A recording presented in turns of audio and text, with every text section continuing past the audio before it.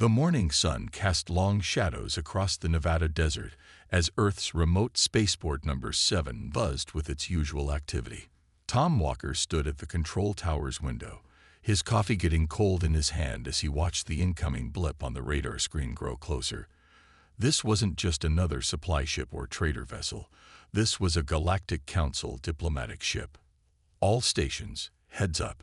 VIP incoming, Tom spoke into his radio, his voice calm despite the excitement building in his chest. He'd seen plenty of alien ships before, but Council vessels were something special. They represented the best technology the galaxy had to offer, or at least that's what they claimed. The ship appeared as a silver streak against the blue morning sky. Tom noticed something odd right away. The vessel's approach wasn't as smooth as he expected from a diplomatic craft. There was a slight wobble in its descent, and the engine's glow flickered unevenly, something that shouldn't happen with high-end alien tech. "Tower to incoming vessel," Tom called out. "We're reading some power fluctuations. Do you need assistance with your landing approach?" The response came in perfect English, though the voice had that distinct metallic echo of a universal translator. "Negative, Earth Control. Ambassador Red of the Galactic Council requesting landing clearance. These fluctuations are within acceptable parameters." Tom raised an eyebrow at that. He'd been running this spaceport for 15 years, and if there was one thing he knew, it was that power fluctuations were never acceptable parameters. Still, protocol was protocol. "Clearance granted, Ambassador. Proceed to Pad 3. Welcome to Earth." The ship's landing was textbook perfect, despite the obvious issues with its power system. As it settled onto the pad, steam hissing from its vents, Tom got his first good look at it. The vessel was beautiful in that typical alien way, all sweeping lines and polished surfaces. But to his trained eye, it looked tired, like a show car that had seen too many miles. Tom made his way down to the landing pad, adjusting his uniform jacket. As he approached, a section of the ship's hull smoothly transformed into a ramp, and Ambassador Red emerged. The alien stood nearly 7 feet tall, his scaled skin shifting between deep red and purple in the morning sun. His ceremonial robes sparkled with embedded crystals that probably cost more than Tom's yearly salary. But what caught Tom's attention was the ambassador's expression, a universal look of frustration that transcended species barriers. "Ambassador Red," Tom said, bowing slightly. "I'm Tom Walker, manager of this facility. Welcome to Earth." The alien returned the gesture. "Thank you for your hospitality, Manager Walker. I apologize for any concern our approach may have caused. The ship has been—" Red paused, choosing his words carefully, "temperamental lately." As if to emphasize his point, the ship's external lights flickered, and a low whine emerged from its power core before settling back to normal. Red's scales darkened in what Tom guessed was embarrassment. "Nothing to worry about," the ambassador said quickly. "The Council's engineers have assured me it's merely a sign of the ship's character." Tom fought back a smile. He'd heard that kind of talk before, usually from people trying to convince themselves nothing was wrong with their vehicle. "Of course, Ambassador. Though if you'd like, our maintenance team could take a look while you attend your meetings. We may be a newer member of the galactic community, but we do know our way around engines." Red's scales shifted to a lighter shade, showing interest despite his diplomatic restraint. "That's very kind, but Council protocol is quite strict about sharing technology. Besides, I'm sure your engineers would find our systems quite advanced." Just then, the ship made another sound, a distinct cough in its power cycle that made Tom wince. He'd heard that kind of noise before, and it never meant anything good. "Well, the offer stands," Tom said diplomatically. "In the meantime, let me show you to your quarters. We can discuss your itinerary over some coffee, or whatever equivalent you prefer." As they walked away from the pad, Tom made a mental note to call Mike Rogers, his head mechanic. Something told him this diplomatic visit was about to get very interesting. Mike Rogers wiped his hands on an old rag as he watched the alien ship from his workshop doorway. He'd been fixing things since he was old enough to hold a wrench, starting with his dad's old cars and working his way up to spaceships. But this vessel was something special, even with its obvious problems. The morning sun reflected off its hull, making the ship shine like a diamond. Well, a diamond with a nasty cough, Mike thought as he heard another power fluctuation echo across the landing pad. His phone buzzed. It was a message from Tom. "Need you at pad 3. Bring your diagnostic kit." The quiet one. Mike smiled. He knew what that meant. This was unofficial business. He grabbed his special toolkit, the one he built himself using a mix of Earth tech and bits he traded from friendly alien merchants over the years. When he reached the pad, Tom and Ambassador Red were discussing the day's schedule.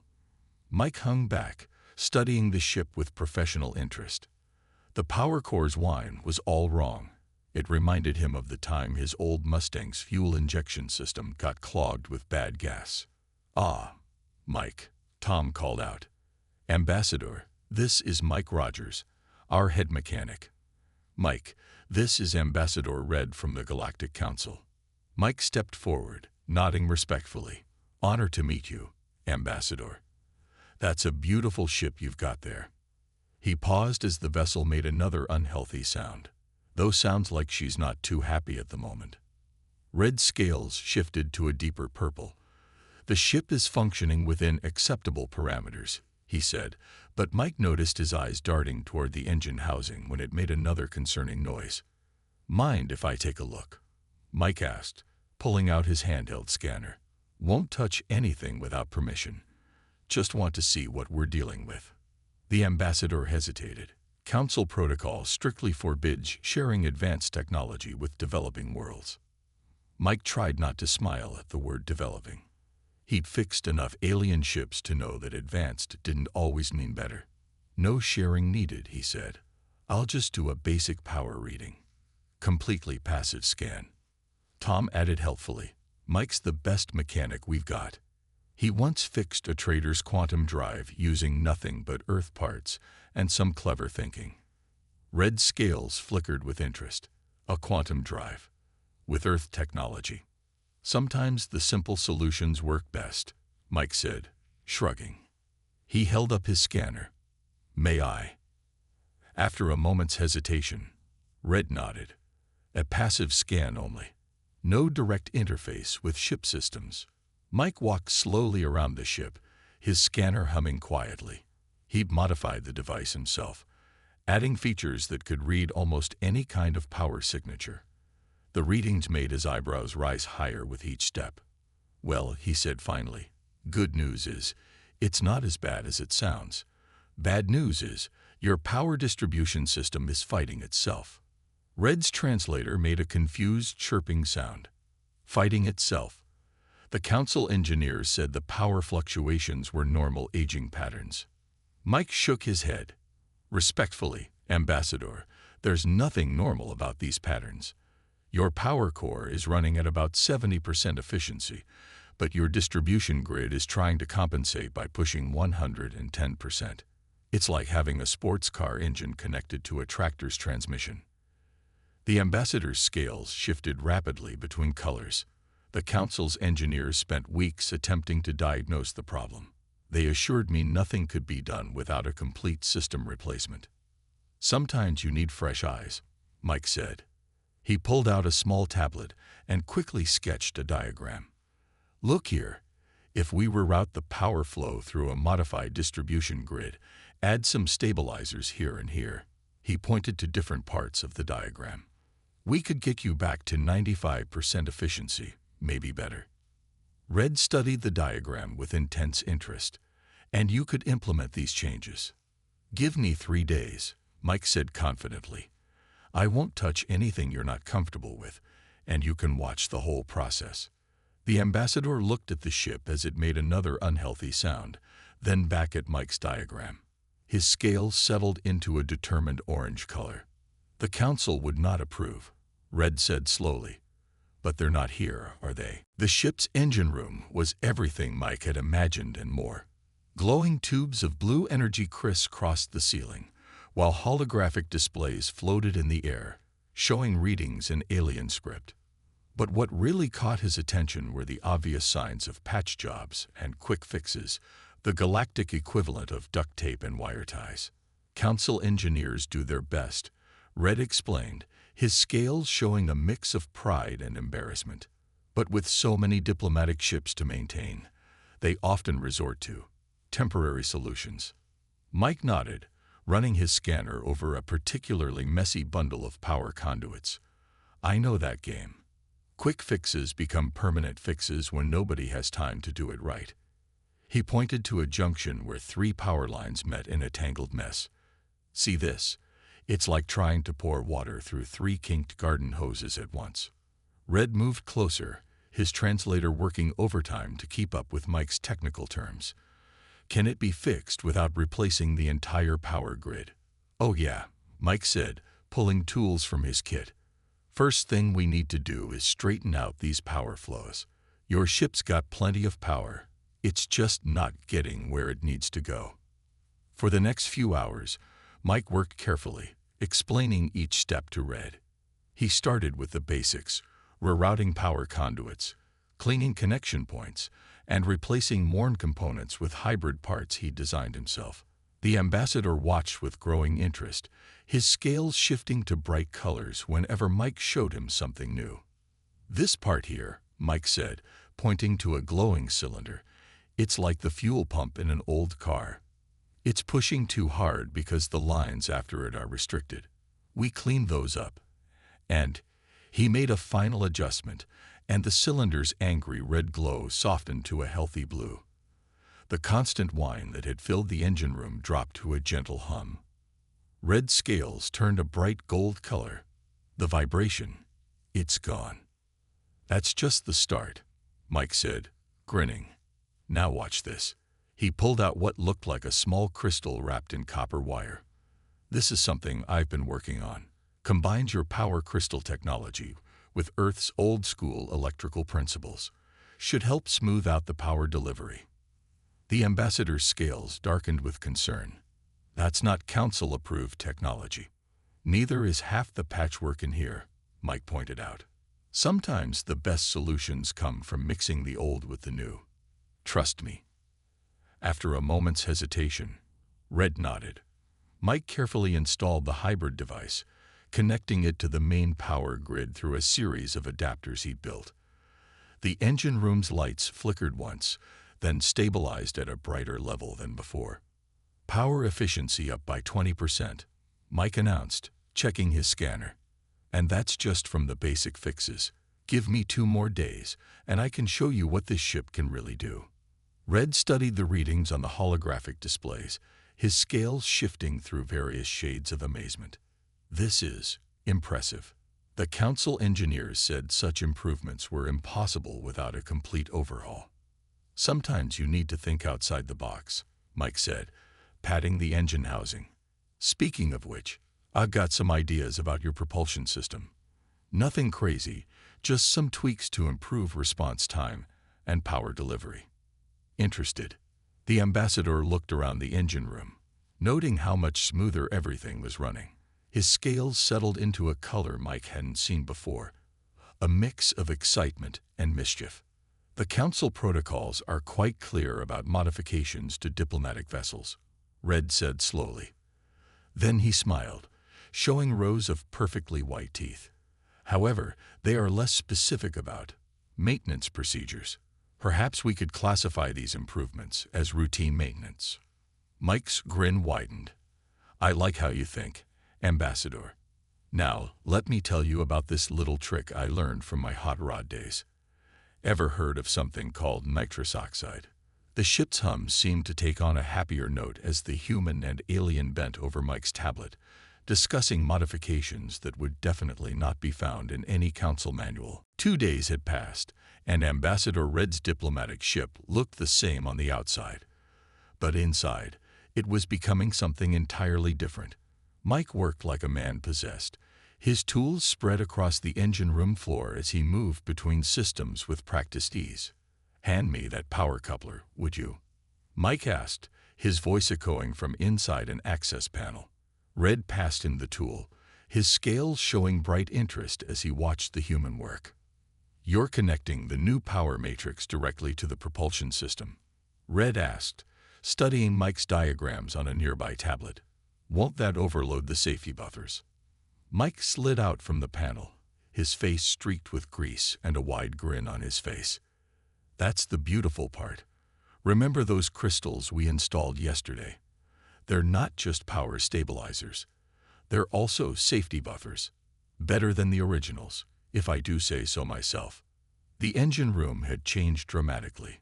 New cables ran alongside the original power conduits, their copper cores wrapped in alien crystal casings. Holographic displays showed power levels higher than Red had ever seen on his ship, yet the system ran cooler and quieter than before. "What's this device?" Red pointed to a small black box Mike had installed near the main power core. It looked simple compared to the ship's elegant technology, but something about it made Red's scales tingle with excitement. Mike's grin got even wider. "That's the special sauce. Remember I mentioned nitrous oxide? This is a modified version of that concept. When you engage it, it dumps extra power into your propulsion system, but only for short bursts, like a turbo boost in old racing games." Red's translator crackled as it tried to process the concept. "A temporary power enhancement. Is it safe?" "Safer than those council patch jobs we removed," Mike said, patting the power core. "I've added triple redundancies and fail-safes. If anything goes wrong, it'll shut itself down before any damage can happen." He moved to a control panel and pulled up a diagnostic screen. "Look at these numbers. Your ship's base power output is up 40% from when you landed. Efficiency is at 98%, better than factory specs, and with the boost system." He tapped a few controls, and the numbers jumped even higher. Red's scales shifted to bright gold with excitement.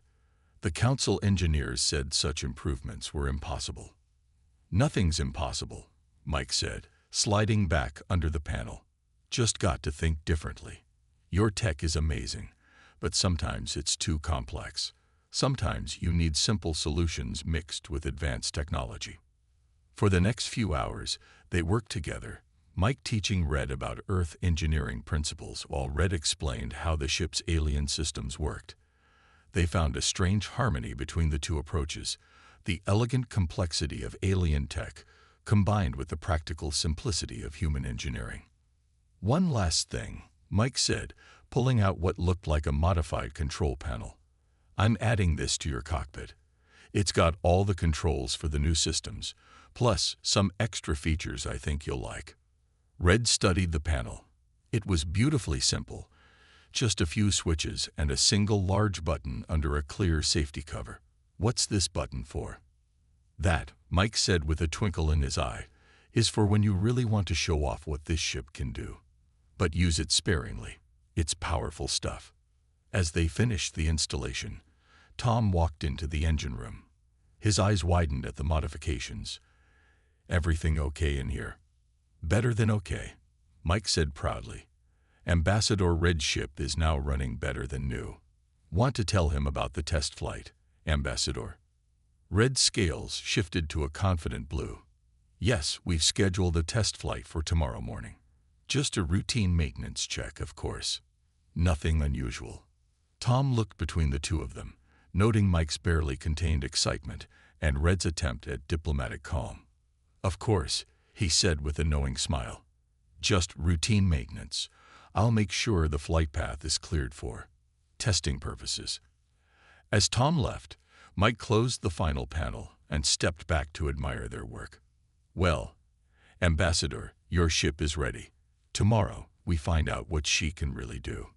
Red's scales rippled with all the colors of excitement. Tomorrow couldn't come soon enough. The morning sun had barely peeked over the horizon when Mike arrived at the spaceport. His toolbox was lighter today, just a few diagnostic tools and backup parts. The real work was done. Now came the fun part. Ambassador Red was already at the ship, his scales shifting between excited green and nervous purple as he ran through the pre-flight checks. The ship's engine hummed with a new, deeper tone that made Mike smile with pride. "Everything's running smooth as silk," Mike said, checking his handheld scanner. "Power levels are stable. All systems are green. She's ready to dance." Tom walked up, carrying official-looking papers. "I've cleared a test flight path for you. Goes up to the edge of the atmosphere, then a loop around our moon. Should give you plenty of room to test the maintenance work." Red scales flickered. "Just a routine system check, of course." "Of course," Tom said, trying not to smile. "Though I did notice the flight path has some interesting gaps in the monitoring coverage. Perfect for testing new systems without too much attention." Mike opened the ship's main hatch and gestured inside. "Shall we, Ambassador?" The inside of the cockpit looked mostly the same, except for the new control panel Mike had installed. It sat right next to Red's pilot's seat, its switches glowing with a soft blue light. The large red button under its safety cover seemed to pulse with possibility. "Remember," Mike said as they strapped in, "take it easy at first. Let's make sure everything's working normally before we try anything fancy."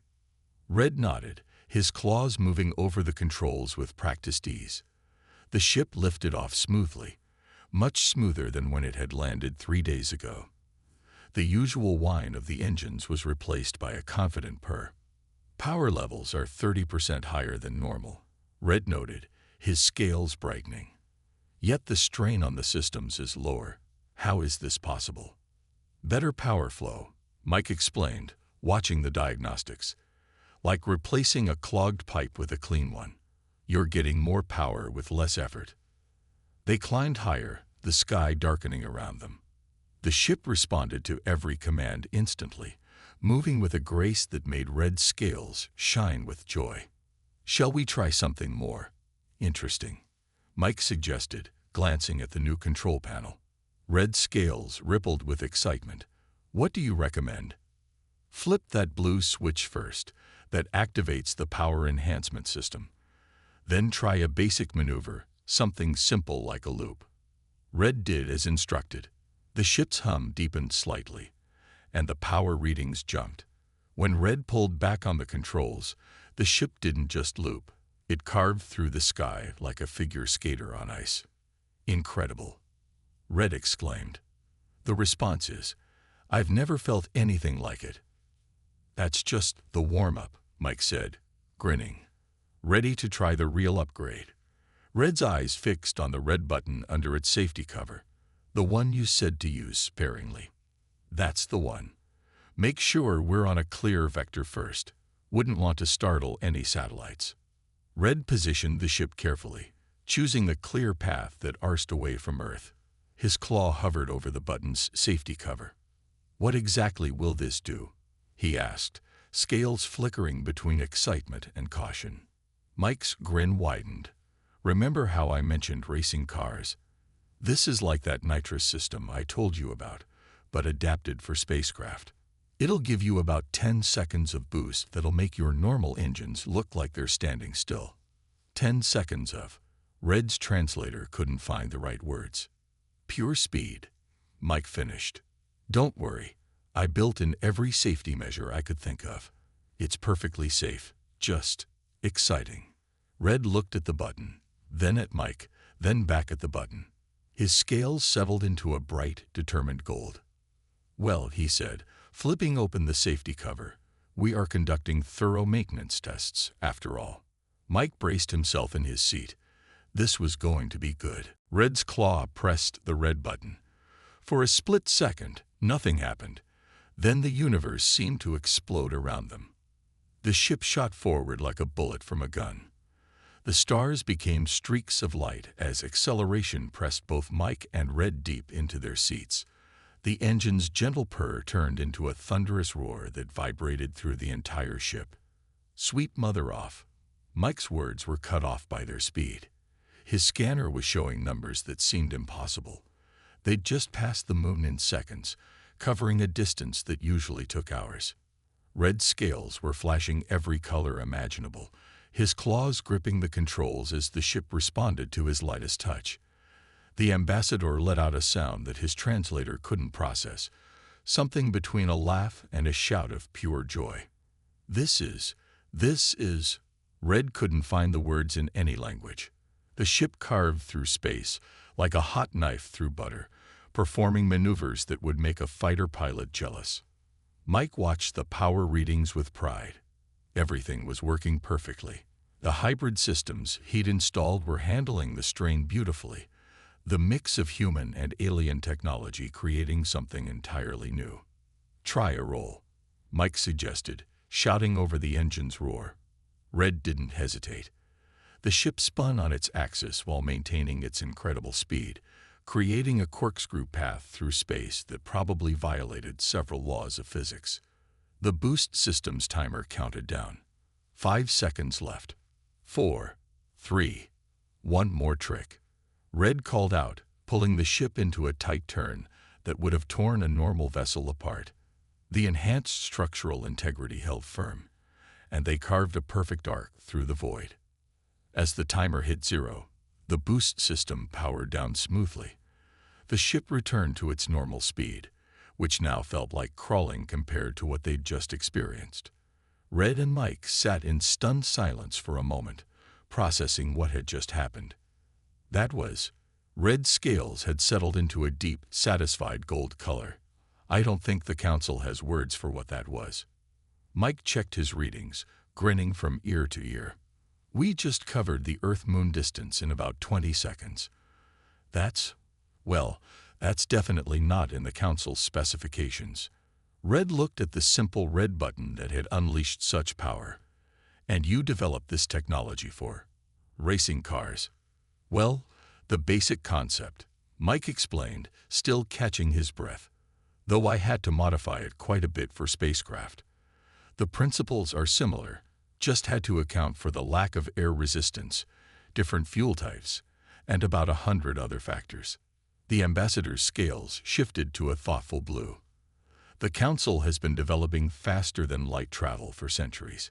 Yet here you humans are, taking simple ground vehicle concepts and adapting them to create this."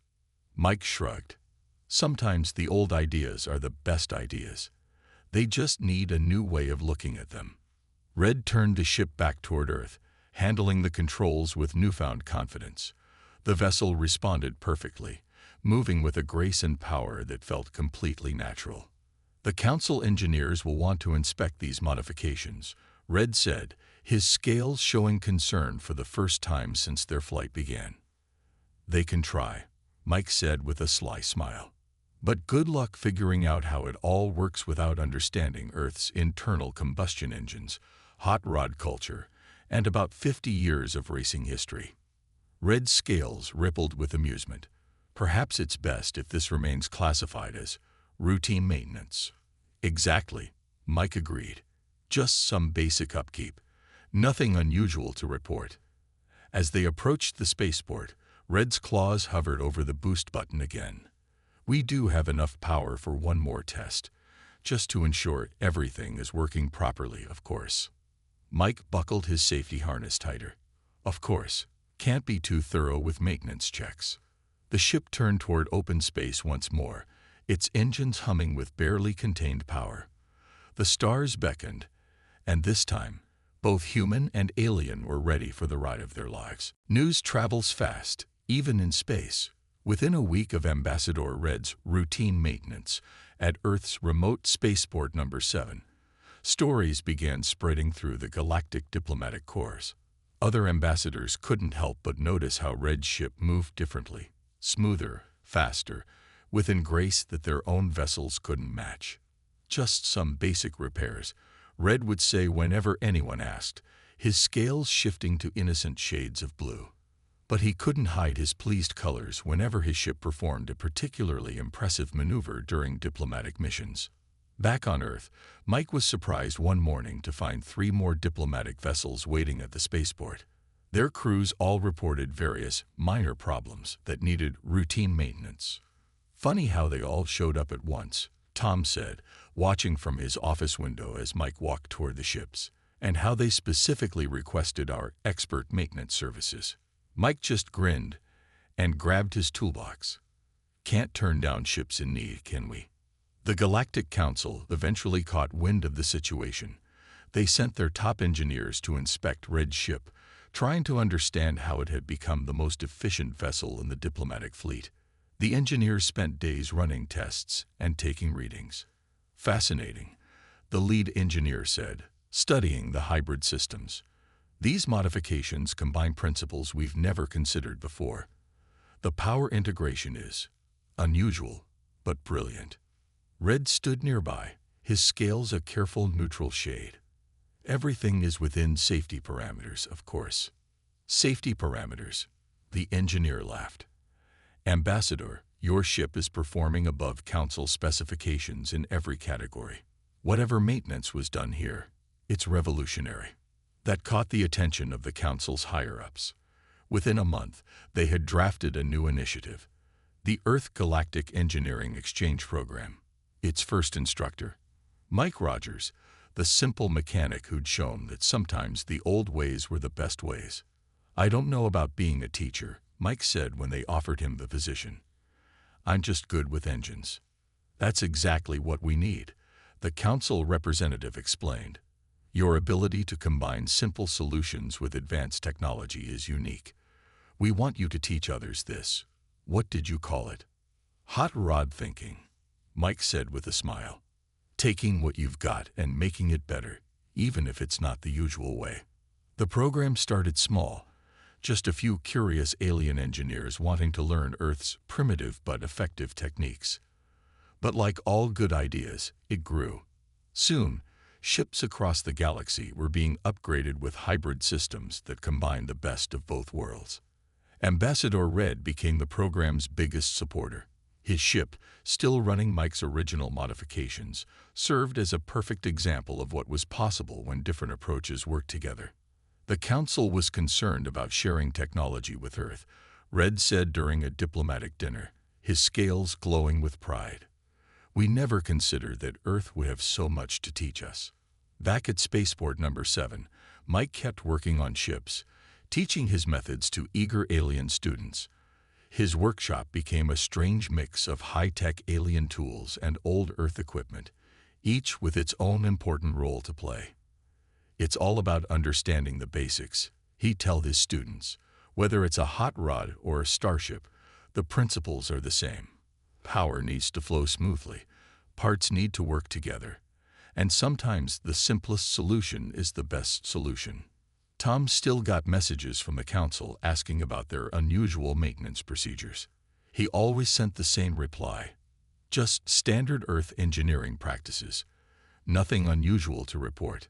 And if sometimes, late at night, observers reported seeing diplomatic ships performing impossible maneuvers above the desert, well, that was just routine testing.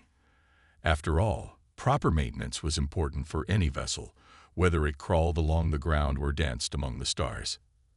As for that mysterious red button that had started it all, that became standard equipment on every ship Mike worked on. Just a safety feature, of course, nothing special. But every pilot who flew those ships knew better. They knew that when they needed it, Earth's primitive engineering would give them the ride of their lives.